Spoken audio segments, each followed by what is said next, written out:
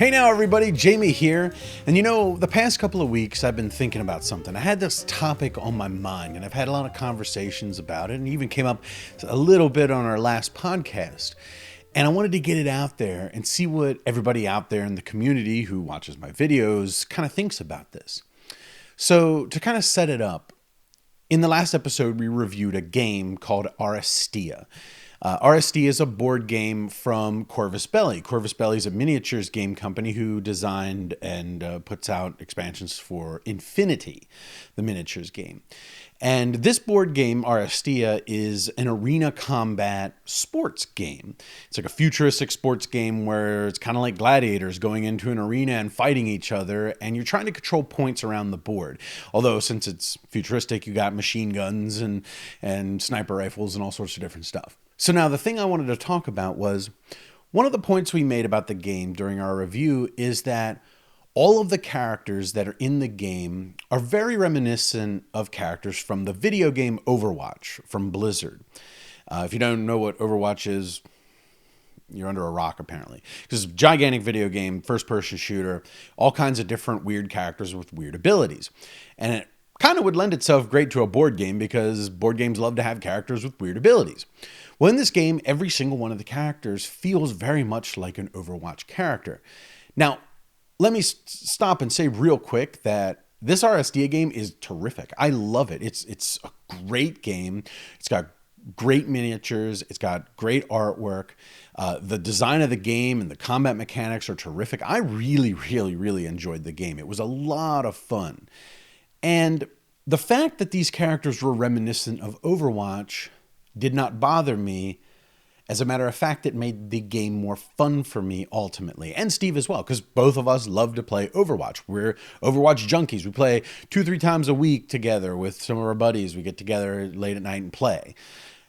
And the fact that these characters were similar to characters that we were familiar with actually enhanced the fun for us in some capacity. But that being said, I often see people complaining about concepts like this, about people being inspired by other things to the point of making them kind of clonish, or some people even use language like stealing or bootlegging.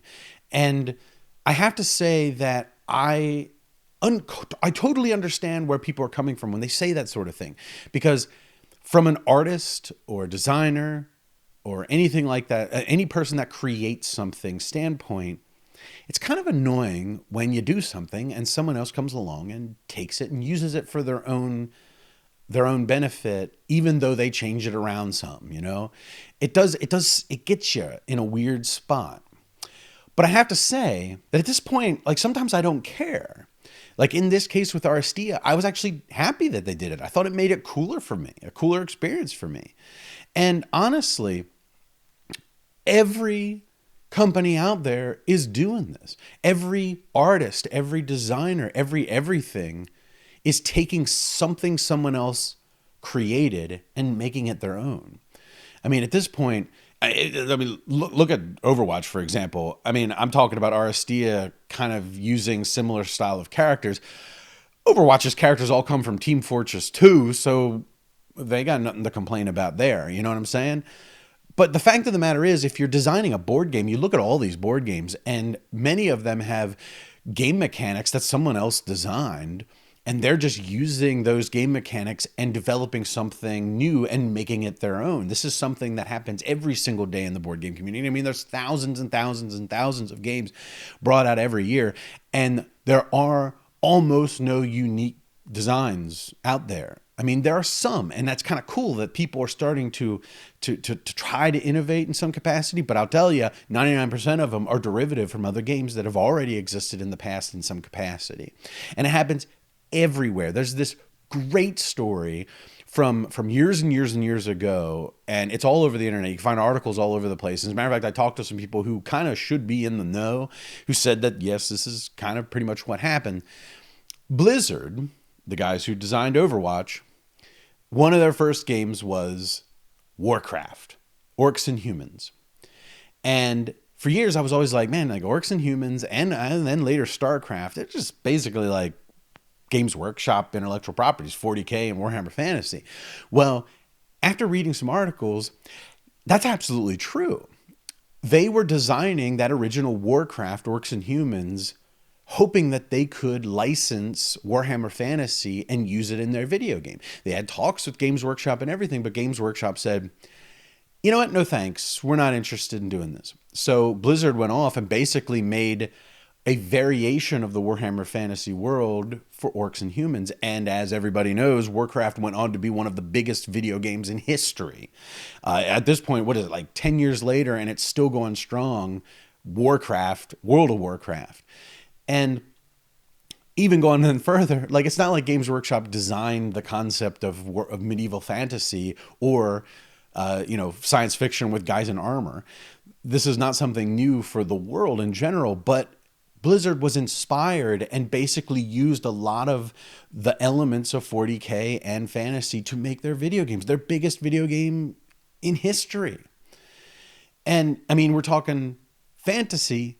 I mean, Tolkien was the guy, right? I mean, and I'm sure that Tolkien took tons of his stuff from, mythology and things like that, and maybe some stories that I don't know about that are similar to Tolkien stories, but it all kind of goes back to Tolkien. My favorite game of all time, is Dungeons & Dragons.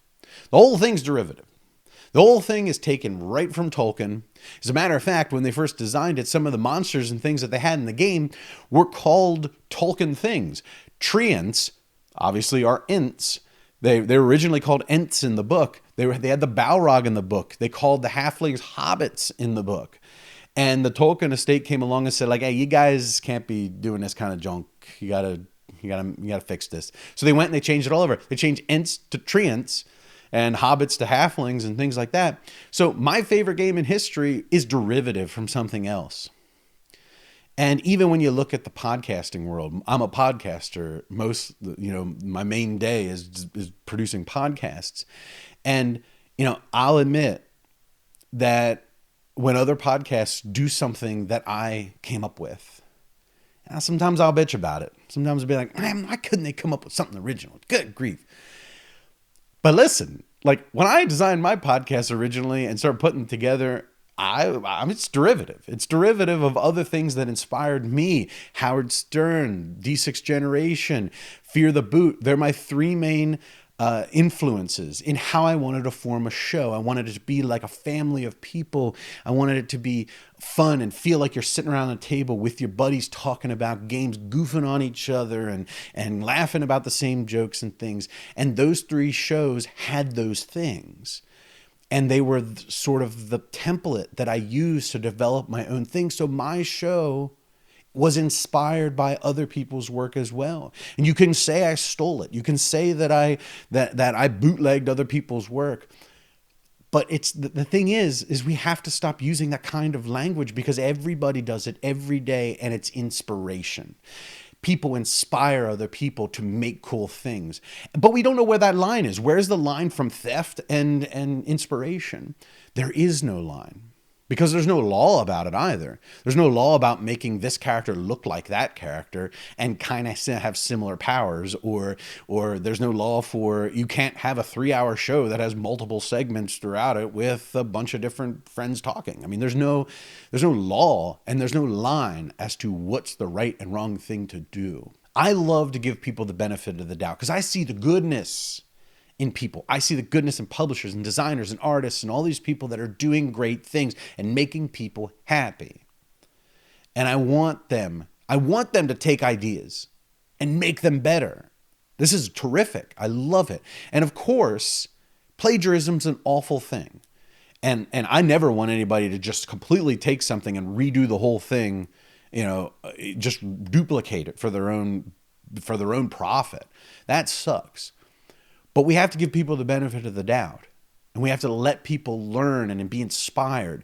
Imitation is the sincerest form of flattery. That's the old adage that people say. And when you're the person being imitated, it's kind of hard to swallow. Someone says that to you, you're like, yeah, whatever. But he stole my stuff. You got to think about it, though. Somebody loved your work so much that they were inspired to make their own thing in a similar style. You got to be flattered by that. You got to be flattered by the fact that people really loved your stuff so much that they wanted to work in that medium. So I think people need to give people the benefit of the doubt. Stop using words like steal and bootleg and copied. Inspired is what it really is. And when it's not good, when it's actual plagiarism, you know it when you see it. You can call them out on it. But I think we need to look deeper into these designers and artists and things and decide, are they really copying or were they inspired? All right, guys. Well, thanks so much for joining me for my little video blog today. If you're interested in board games, card games, miniature games, role-playing games, we do audio podcasts about all that stuff. You can find it at thesecretcabal.com or on iTunes. And if you would be so kind, while you're here, click that subscribe link down below. Click the bell as well. That's always a good idea. And until next time, have a good one.